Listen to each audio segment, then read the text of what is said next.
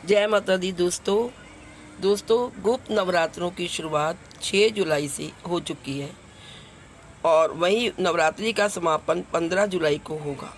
शास्त्रों में नवरात्रि के पर्व का विशेष महत्व बताया जाता है।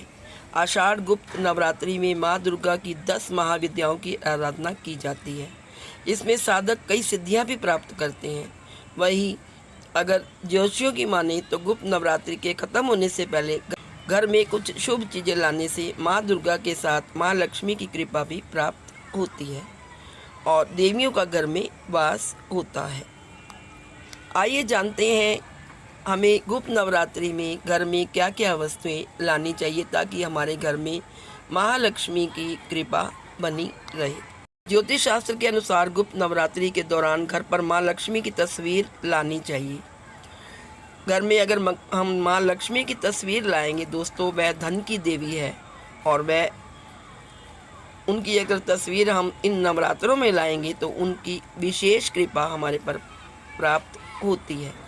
आषाढ़ गुप्त नवरात्रि में यह उपाय घर परिवार और व्यापार के लिए बहुत ही शुभ माना जाता है। लेकिन माँ लक्ष्मी का वही चित्र लाएं जिसमें माँ कमल के फूल पर विराजमान हो और हाथों में सोने की मोहरें बरसा रही हो। दूसरी जो चीज़ है दोस्तों वो है आषाढ़ मास में गुप्त नवरात्रि के दौरान घर में मोर पंख लाएं। मोर पंख लाकर उसे मंदिर में स्थापित करें। इससे बहुत से फायदे होते हैं। बहुत शुभ माना जाता है मोर का पंख।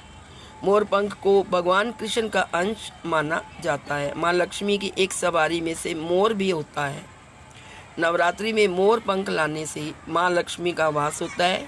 वे प्रसन्न होती हैं और घर में सुख समृद्धि की बढ़ोतरी होती है। तीसरी जो चीज़ है दोस्तों वो है सुहागनों का श्रृंगार का सामान। नवरात्रि में सुहागिन महिलाओं को श्रृंगार के सामान जरूर खरीदने चाहिए और श्रृंगार करना भी चाहिए। मान्यता है कि गुप्त नवरात्रि में श्रृंगार करने से स्त्री को सदा सौभाग्यवती रहने का आशीर्वाद प्राप्त होता है। स्त्रियों को माँ लक्ष्मी को भी श्रृंगार का सामान अर्पित करना चाहिए। इससे लक्ष्मी माँ बहुत प्रसन्न होती है। दोस्तों जो चौथी चीज़ है वो है कमल का फूल। माँ लक्ष्मी को कमल का फूल अति प्रिय है। गुप्त नवरात्रि में कमल का फूल घर पर लाएं और रोज महालक्ष्मी की पूजा करते समय उन्हें अर्पित करें।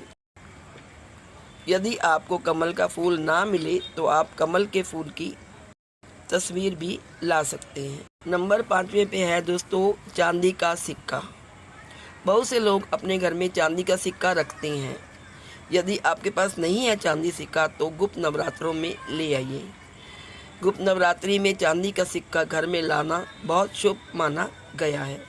ऐसा सिक्का लाना चाहिए जिसमें माँ लक्ष्मी की तस्वीर हो।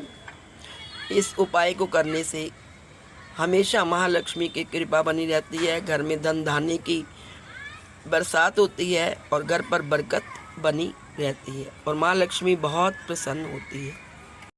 तो दोस्तों ये थी कुछ 5 चीज़ें जो आपको गुप्त नवरात्रि में घर पर लानी चाहिए ताकि आपके घर में सुख समृद्धि बनी रहे। तो जय माता दी दोस्तों, आज इस वीडियो में इतना ही। Please like share and subscribe. Thank you so much.